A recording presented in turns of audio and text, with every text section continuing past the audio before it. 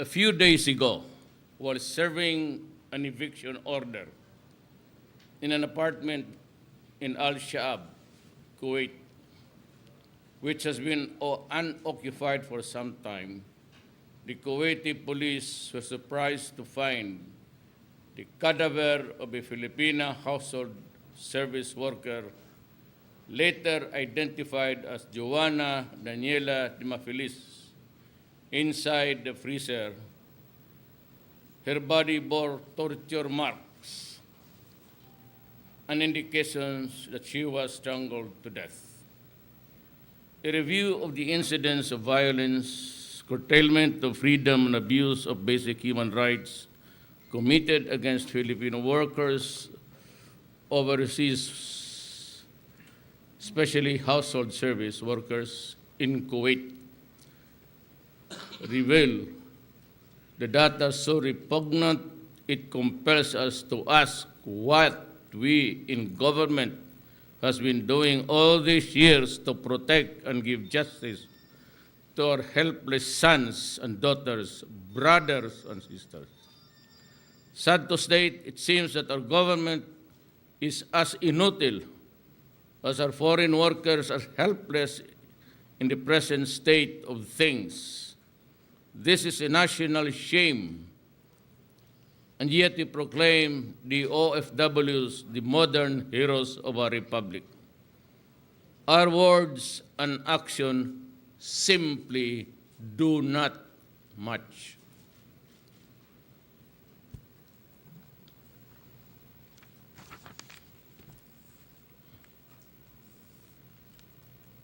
Consider the following data.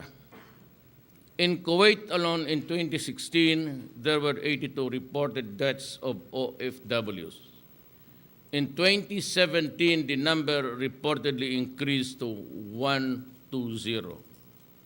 On January 25, 2017, OFW Jakaitia Pawa was executed for the alleged killing of a 22-year-old daughter of her employee in 2007, a crime she claimed up to the day of her execution she never committed. On the day of Pawa's execution, a Filipino domestic helper died in a hospital after a severe beating in the hands of her Kuwaiti employee. I need not go into the specifics of every harm and abuse that our OFWs have been subjected to. They can be discussed sometime or other times in another forum. But let me ask, when will this inhuman treatment of our Filipino workers end? When will the upliftment of their human dignity begin? To the Kuwaiti government and all others where our OFWs work, we seek and expect your assistance in this regard. We do not seek special treatment or privileges for our workers, but we do expect respect for their dignity and basic human rights. Keep them free from harm. I implore you, nakikiusap ako sa lahat ng mga Arabo. The Filipino is no slave to anyone, anywhere and everywhere. Every unlawful physical injury that is inflicted on an OFW is an injury I personally bear as the head of this republic.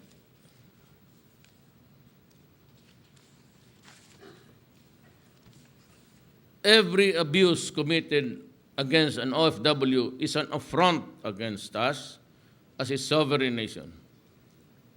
I ask that our overseas Filipino workers is that their dignity is honored and the rights of human being upheld and respected. We send to you a Filipino worker, hale and hearty, determined to work in his heart out in order to give his family a decent and comfortable life in the Philippines. Do not give us back a battered worker or a mutilated corpse.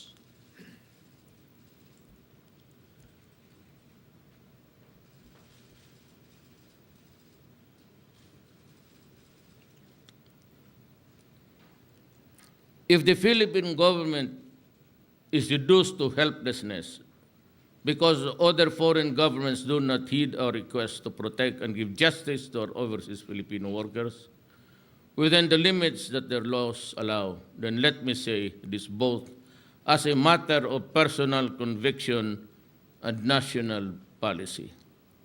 I am ready to take drastic steps that would help preserve Filipino life and limb. We do not intend to offend any government or anyone. But if a ban is what is needed, then let it be so. The ban continues today, and I don't know at what time. I declared it early this morning because I was reading this report complete with pictures sa aeroplano.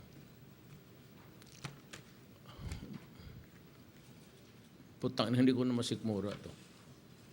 It is totally unacceptable to me. Kung wala rin lang ako magawa sa Pilipino tapos ganito, wala akong silbi dito pagka-presidente. Umalis na lang ako kaya. What for?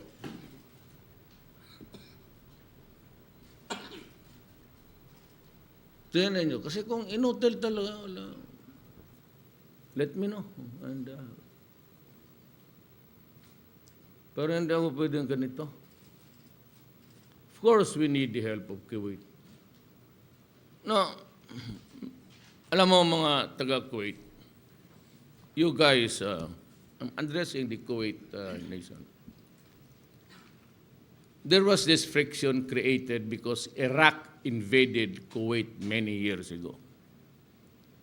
And that war and its repercussions continued. So that the American government was always on its toes because Iraq entertained a more expanded invasions later. That was the international intelligence report. It was over the intelligence communities. And so because, though it was a lie perpetuated by the Americans, they decided to invade Iraq. Kuwait. Iraq invaded Kuwait during the time of President Bush the father. And so the Americans went inside Iraq on the pretext of Iraq having weapons of mass destruction, only to admit that there was intelligence failure, and there was actually none.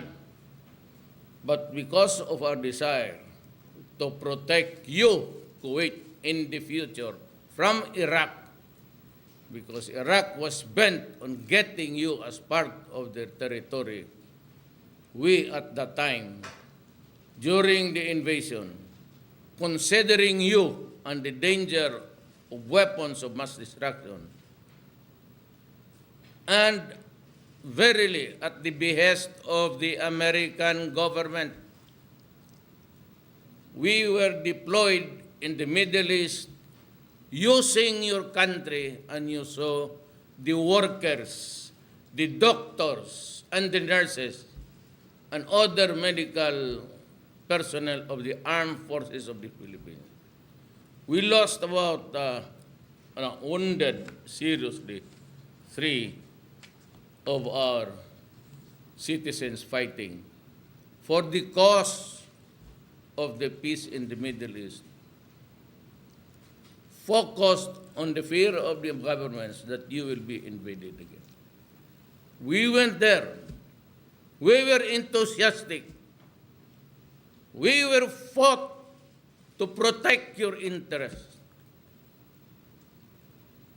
We did not fail you. Oh, how come my countrymen are now suffering brutality, cruelty, and death? And you seem to be oblivious about it. We've been complaining that we are showing you shortly what the, sana? Yung litrato.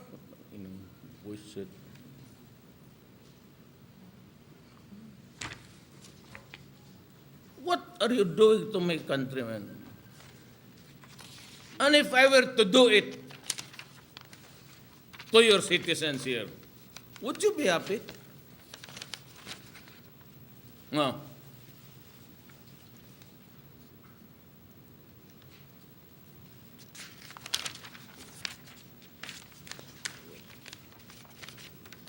No, parang pinirito ang lechon.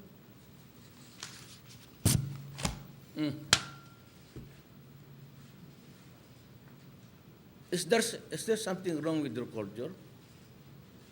Is there something wrong with the values?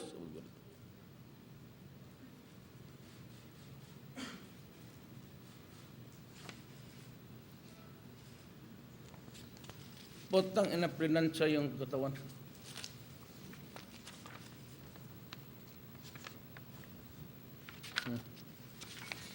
You can have it if you want.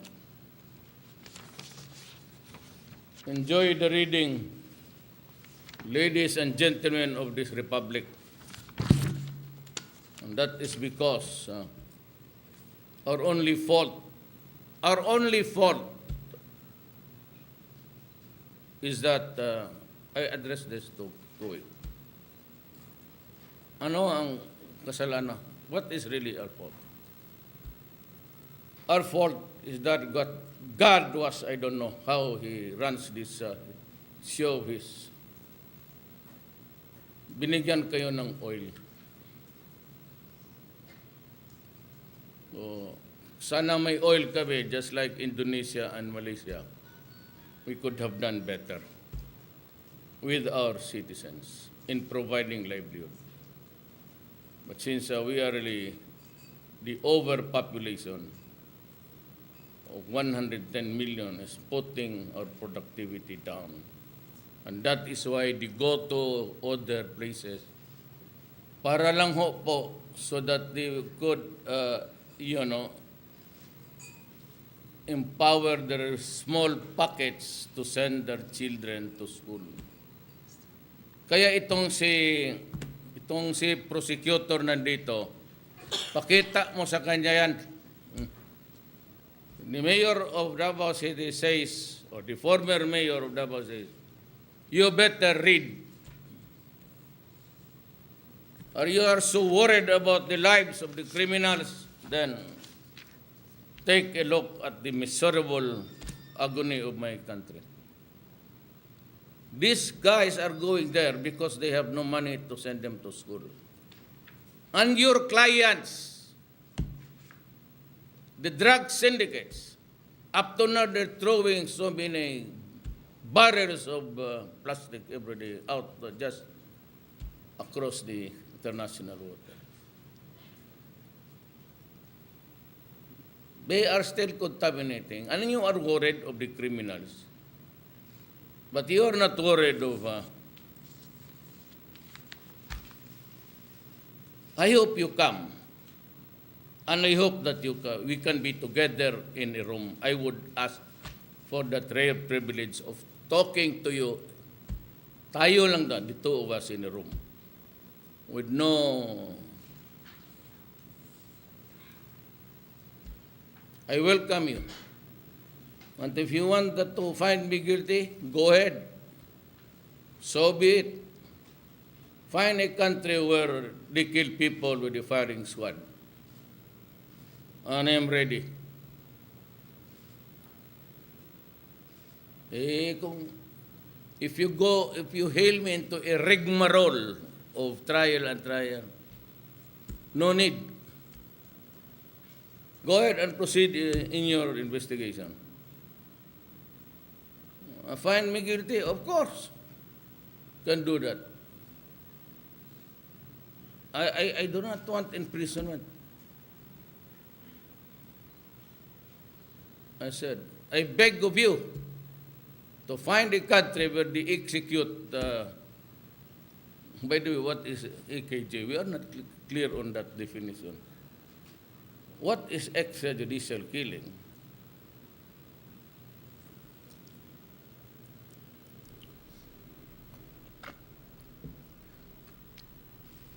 May I lecture on you? There is a Philippine Constitution. It provides for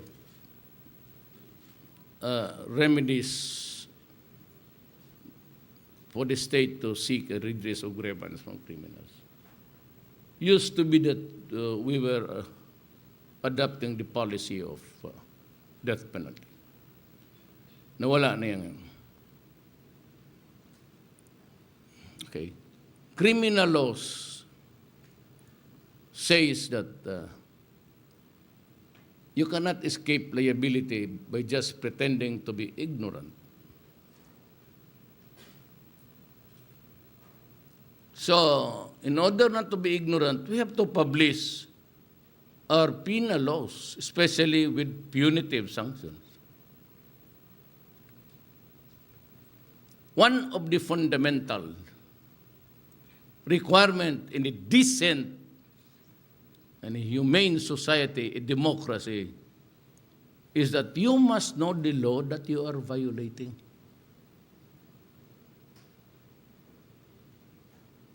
Now, you decide a case in the international court like a common law. You come up with new theories about crimes, making a crime for an act or a deed. But these laws must be published in the official gazette to be really effective laws. Now the treaty says that we signed the treaty, we delivered the documents in Rome, sabi ninyo,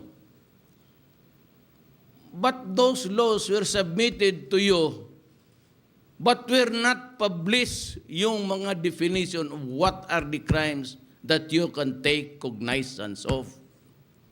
One of the fundamentals is really that you have to publish it in the official gazette,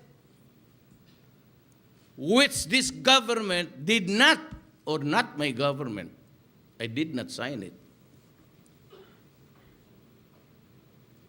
Now the treaty says that the treaty shall form part of the laws of the land. So itong extrajudicial killing, there is no international international penal code. Kung ano lang yung makita ninyo, you define it in the way that you are here in a country where you belong. Parang common law, ito kasi ginawa nilang crime. And your individual thinking says that it is a crime. Okay, killing. But what is extrajudicial killing? If you could accuse me of what is an extrajudicial killing, there is no fucking provision of extrajudicial killing. It is not defined anywhere. So how can you now accuse me of a crime when the law says the treaties that we enter into forms are part of the law of our land? Okay, our land says, the Philippine Land Republic says, that before a penal statute or a punitive act can be a basis for prosecution, you have to publish it. Was there any publication? None. What is in the revised penal code? There is no extrajudicial killing. Then, our principles of territoriality is that the crime must only be prosecuted in the place or the country where the crime was committed. But you go into this treaty thing, which America never did. You know why? Because had America signed it, the President Bush, the son, would have gone to prison. Imagining invading a country, raising the excuse of weapons of mass destruction, only to find out or to say later on there was none and we committed a mistake.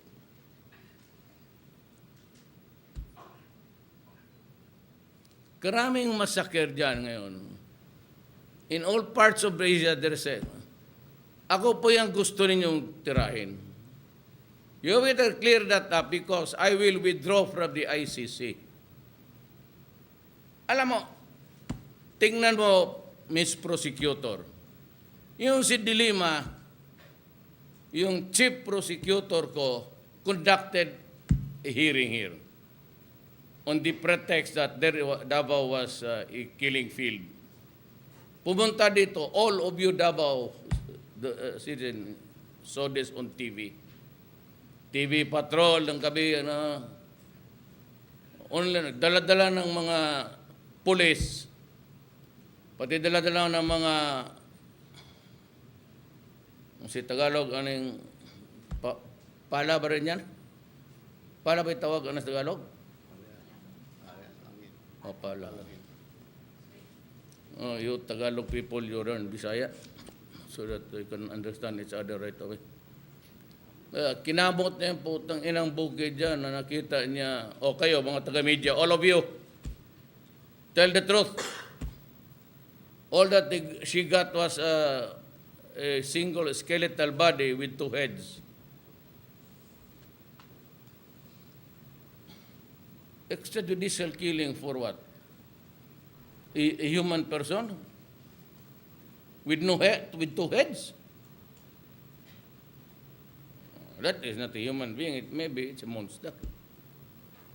In which case, it is also debatable again. I am just joking. But all she got was that. After the investigation, wala na. She went back to Manila.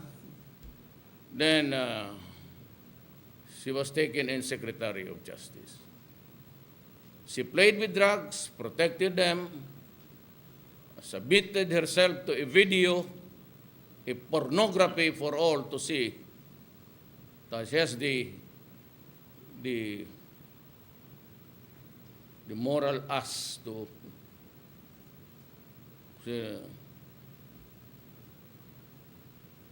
when she was secretary, she investigated me again. But at that time, she was the one who was playing with drugs. When she became senator, they investigated me again. Nothing happened. The House investigated me again. Nothing happened. Way back, I was investigated by the ombudsman together with the police.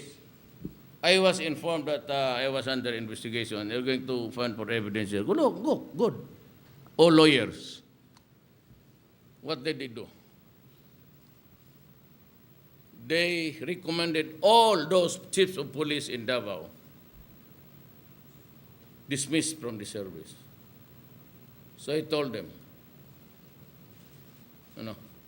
fucking guys.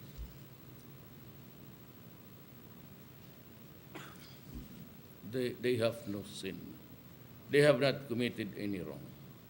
I never ordered a specific Mr. Santos or Mr. Cruz.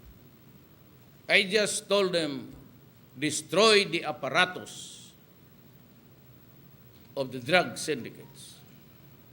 And you guys, if you do, to destroy my city, I will kill you.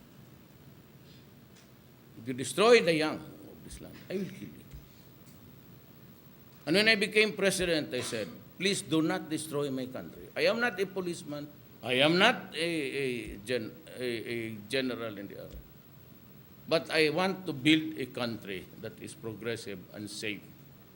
And enough progress to be comfortable for my people to enjoy. An economy that's good. Or else, I will destroy you. When I keep on feeding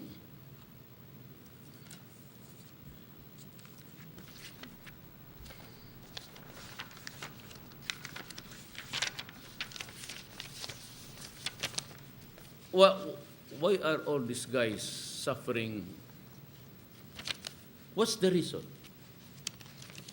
Because the Middle East is beautiful and they are there for the tourists, so that they contract unemployment. They are there because their children cannot go to school if they do not sacrifice. And for every family that loses a mother that goes into outside of the country, that family, that poor family, becomes dysfunctional. If the mother and father goes out to the Middle East to look for a living, to Filipinos on the average, 4, 5, 6 families, to enable them to pay for the education of their children, both works in another country and the wife deployed in another state. And the children are left to the care of the uncles.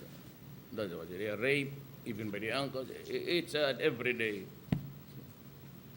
So, without the father and mother, these children flounder. And they suffered.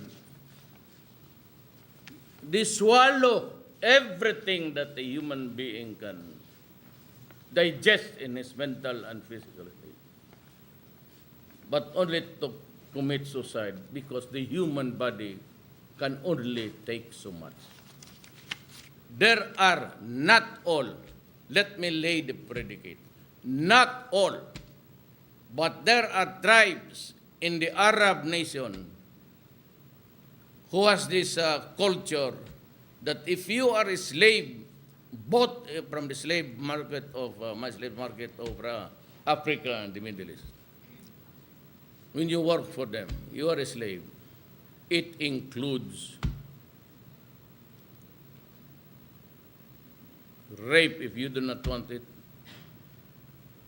or orgies if it is to your predilection. They suffer 2-3 years. That is why I have always been avoiding this topic, because once upon a time I was a congressman. There were 2 from Turil and 1 from Kidapawan, which is outside of Davao City. But these 2, the parents kept on coming back and forth to my house because their daughters were in prison because of being apprehended distributing rosaries. Christiana. So, since they were there almost crying every day, my wife said, why don't you do something? So I decided to go to. And true enough, King Fahd, he was a very magnanimous king. Not all Arabs are like that. And he readily acceded to our request, a delegation of Filipino. But I brought all along with me. Most of them were the Muslim, the Moro congressmen. But I was advised by one of the high officials there in the palace, talk to your counterpart. So I forgot his name, but I went to the parliament and I was introduced to this guy. And that is what he told me. You must tell the people, your people, that in some tribes, but not all, you are really raped. First by your employer, then by the son, then the son shares with you with his friends, and the brother-in-law. It's a universal complaint. Almost all of them who came home to complain, they said they only were able to sleep 3 hours. And that food was garbage, the leftovers. And they do not have sleep because if it's a compound, they clean the house of their employer, the original, then they have to clean the house for the son and daughter-in-law and for the children, and she washes the clothes. That is why she only sleeps 2 or 3 hours. Most of them come home with a mental disease. And I was hesitant to announce then because I did not want to create something in the minds of the husbands or other, because it will destroy their thinking process every day, knowing that.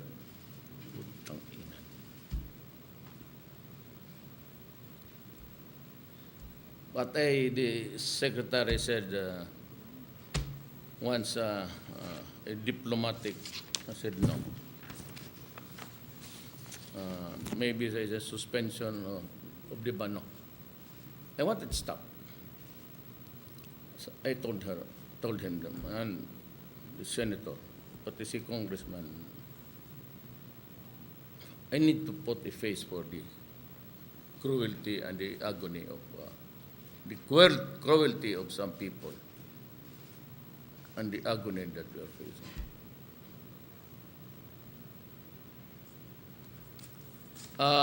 Since we are also free to do our thing, when that prosecutor from the ICC comes here, I want to tell her, because I also want to complain to her about this.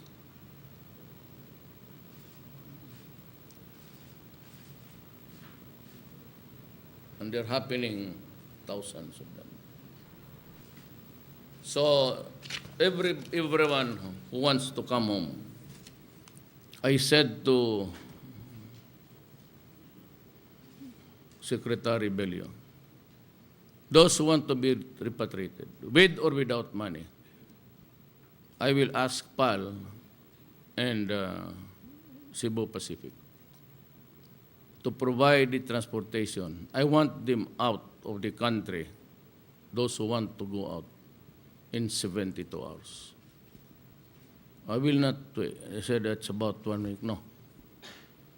We will count our lives by the hours, because apparently every hour there is a suffering and agony brutality committed by Filipinos. When we were called upon to help maintain the balance of power and see to it that Iraq stops, or there is no Iraq at all, and the Kuwait government freed from its headache. We were there for you. You know, it's very sad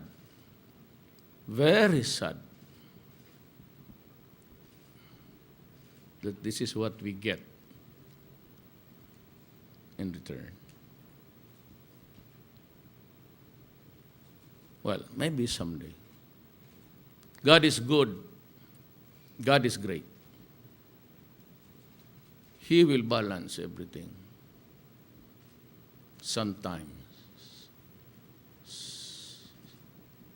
somewhere, somehow. And we will wait for that time. Our only crime is that we are poor. I said, God is a great being.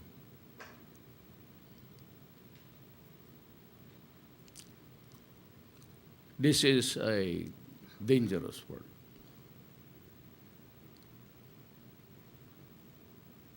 Do not count on us. We will do things the way we believe, to the greater interest of this nation.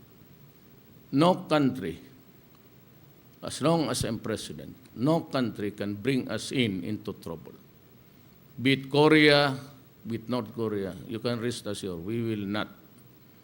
China, we are not prepared to deal with arms in you. We'll just end up in the slaughter of my soldiers. But if you want to make good your promise that we might start to have explorations, because I said we are poor, we can start partnerships. If you want really to help us, which you proclaim you want, the Philippine rice or the Benham rice is ours. And the continental shelf that extends subterranean, if it reaches Guam, then Guam is ours. The continental shelf is the submerged part of a landmass.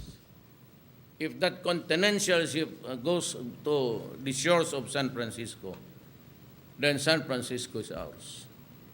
If it goes to the Atlantic Ocean, then we will claim the Atlantic Ocean. Because nowadays, the favorite go is, you claim an ocean. You don't claim it just.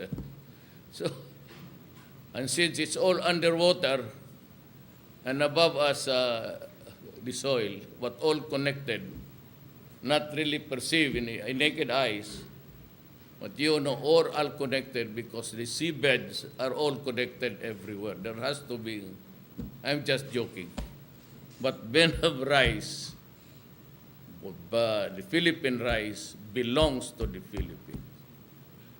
We will claim exclusive ownership of the economic zones. 200, the counted kilometers or by mile? By miles na lang. I will compute it by miles because a mile is longer. And I said, order the Philippine Navy and Air Force to do regular patrols. And since itong frigate was embroiled in a scandal, dragging the name of my aide, and he was told that he will be called to testify, but they said it would be under an executive session. Meaning to say it's not open to everybody. I told me, Bonges, do not agree to that. Demand and ask for an open, transparent, in public. That frigates were contracted during Aquino's time. It was ready for delivery, but for the armaments that Hyundai wants to install because they built the ship, and Mercado, the chief of the Navy, wanted another armament placed there on top of the ship of Hyundai.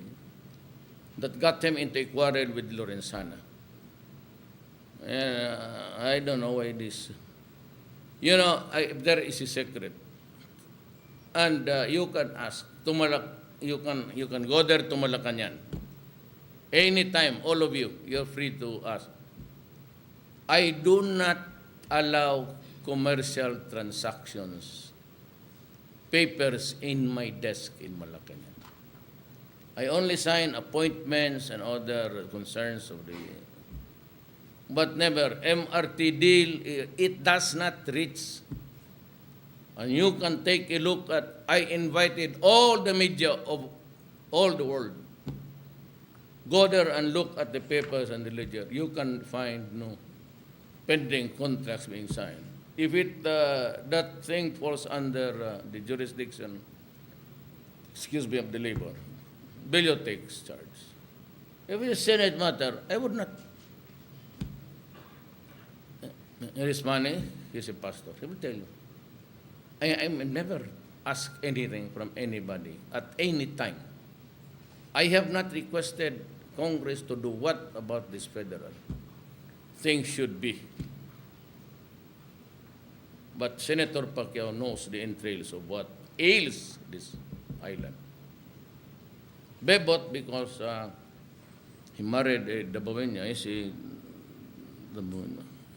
congressman, but this is representing the OFW. Yan sabi nila contract. Ask anybody. Ask any secretary. If they will say that the papers of MRT2 is with the president, I will step down immediately. No dramatics there. No melodramatics. I'm trying to govern us and be, far from the madding crowd. And no congressman or senator has also even called me to recommend or to anybody, because when I ran, I was alone. There's 130 congressmen. I only had one, and maybe Manny Pacquiao. Governor Ivy is one. Subiri, Abet,